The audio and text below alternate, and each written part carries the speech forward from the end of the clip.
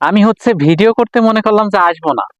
আমার ভিডিও করতে আজকে আসার এই কারণটা কি, দেখেন পরীক্ষা দিয়েছে শনিবারে।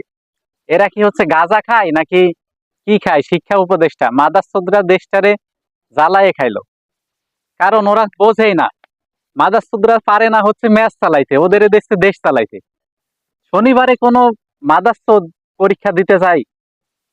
কারণ এই যে পরীক্ষা, এই পরীক্ষাটা ছিল 3 বছর আগে।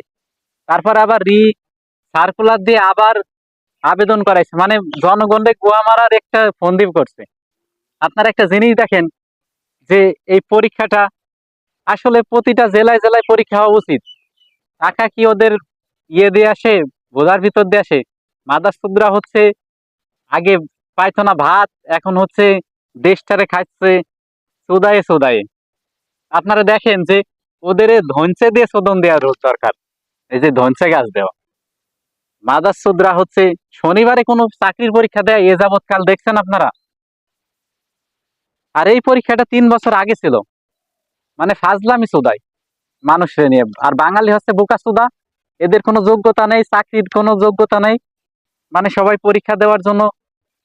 মানে কি মাদারচোদরা আবেদন করে 7 লাখ, 10 লাখ, 15 লাখ। এই টাকা কি এদের মায়ের ইয়ে থেকে আসে? এইটা দেশের মানুষের বোকাচোদা পাইছে। বিশেষ করে চাকরির ক্ষেত্রে, আপনার যে কোনো ক্ষেত্রে আপনার চাকরি করতে গেলে যেখানে মনে করেন নেবে একজন,